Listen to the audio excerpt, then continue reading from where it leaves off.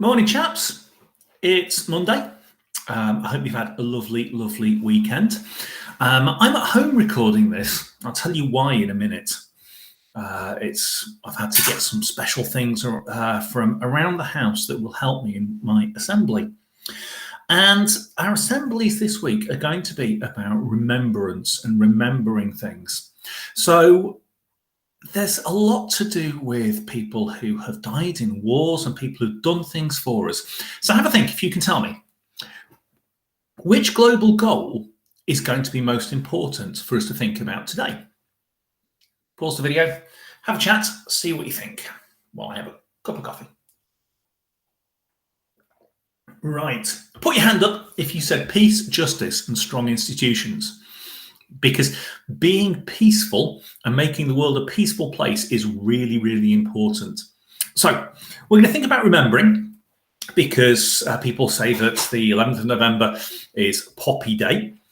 Some people call it Remembrance Day. And on the Sunday closest to it, we have a remembrance service in churches. So let's have a think about remembering. Can you remember something that happened yesterday? Okay, tell the person you're sitting next to something that happened yesterday. See what you can remember. Go. Well done. So I'm going to try, let's think. Yesterday, I went for a walk with my mum. We took 2 dogs with us and we went for a 2.5 mile walk around Delamere Forest. And then we had a piece of cake and a cup of tea. So there you go. That's my little story. So that's to do with remembering. Now, have a think. Can you think of something that happened a really, really, really long time ago? What is the first thing that you can remember? The first thing. I can remember playing with really big blocks when I was in nursery. Okay, so when I was probably just nearly 4, I can remember playing with really big, well, they seemed like they were really big at the time. They were probably quite small. Plastic blocks and trying to build them up to make a house. Okay, so see what's the earliest thing you guys can remember. And then when you've done that, ask your teachers, because some of your teachers are really old and will remember a long, long way back. Okay. Now, it should be easier for you guys to remember things that you've done in nursery. I wonder if any of your teachers can remember things from when they were in nursery as well. Now, that would be interesting. Right. So sometimes we can just use our brain. So we can just remember the things that we have in our heads and it helps us. Sometimes we have things around the house, and this is why I'm recording this at home today, that help us to remember. So I'm going to share with you some of the stuff that I've collected from around my house. Okay. So first of all, I have a couple of fridge magnets. Okay, this one is the oldest fridge magnet I have. It says Downing Street on it. It says Downing Street. No, it doesn't at the moment because it says Tearskin Inward, because it's showing on the selfie camera on the laptop. But I was invited to 10 Downing Street and I met the Prime Minister at the time, a man called David Cameron. Okay, so this was 10 years ago. Almost 10 years ago to the day, actually. So I went into 10 Downing Street. So I've got that fridge magnet. It reminds me of going there. I've got another fridge magnet. I bought that in Kenya. So when Mrs. Pugh Jones and I went to visit our friends at Najuro DEB, I bought this, I think, from the lodge that we stopped near to on the way there from the airport, to remind me of some of the journey, and that's still there on my fridge at home. Okay, kind of straightforward. We've got a Maasai, remember the Maasai tribe? Okay, we've got a bird in the background and we've got the shape of the country of Africa. Okay, what else have I got? What else can I share with you? Sometimes, so that's stuff that I've done. Okay, I've got 2 things here that remind me of places. Okay, now this one is really, really straightforward, because I bet you have got photos at your house. Okay, I bet you've got photos at home. Does anybody recognize where this photo was taken? My favorite place in the entire world. I've got no idea why it is. I just love it. It is the top of Old Pale, the big hill in Delamere Forest. I took the photo, and that is one of 4 photos that is on the wall, the stairs at home. And I just really like that picture. And it makes me think of my favorite place. So put your hand up. Who's got pictures of a place where you and your family or your mums and dads have been? Yeah, I bet there's loads of people. I bet there's loads of teachers who have them as well. Right, there's other things as well. So it's not just pictures that can remind us of these things. There you go. That's a rock. I found that one by a lake, and I just thought it had such a cool pattern to it. And I was on a holiday with some friends at the time. This was this summer. And I just thought, you know what, that is so gorgeous. Now, I haven't taken this from in the house. I've taken it from in the garden by my pond. And if I found something really, really fantastic looking, I take one stone and pop it by the side of my pond. And then all the stones by the side of my pond over time will remind me of different places. And this was a lake in Lake District. It's really quite a cool pattern. And it reminds me of that happy time. Okay.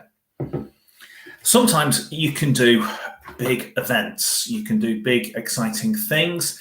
And you need a bit of a reminder. So years ago, my son went 10-pin bowling for a birthday party. It was his birthday. And because it was his birthday, they gave him a special pin, one of the bowling pins that you knock over. And it was that big. And all of his friends wrote on it with a Sharpie so that he knew who was there. And it was a lovely memento. I've got 2 things here. Okay, photo and the thing. So that's me and my friends. Okay, there's Caroline and Ian and Beck and Sarah. Okay, and we did 100. Oops, I dropped the medal. We did 100-mile bike ride together, and we all got that medal for it.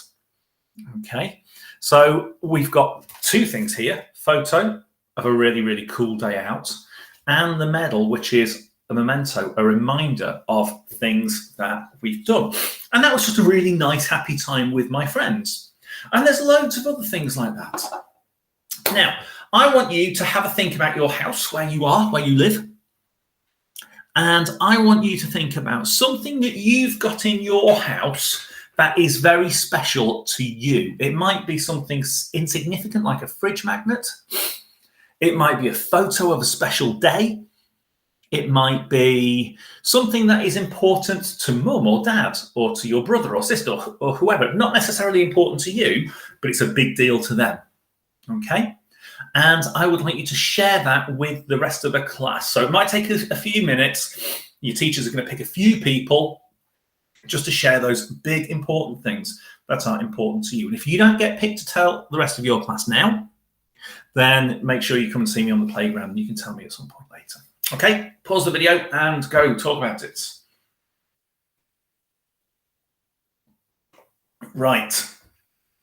So with all of these things, the one common thing is that we can look back and remember things that were important.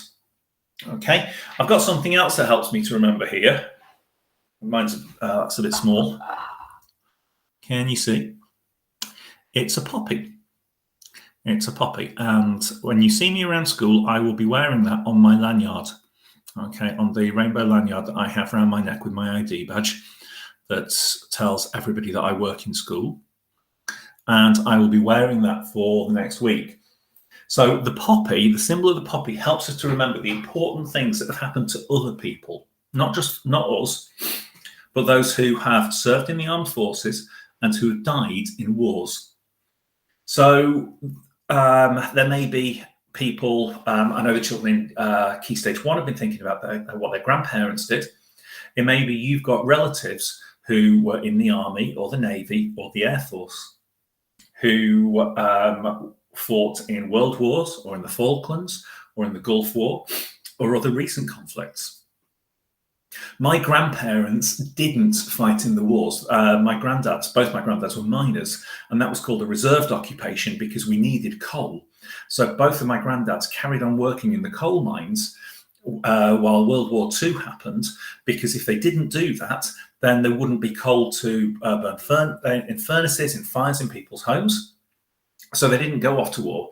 But my gran was drafted to a factory in Leicester, and she worked for a company called Marconi, and she made bits of radios that got put into fighter planes. Okay, so she was helping the war effort.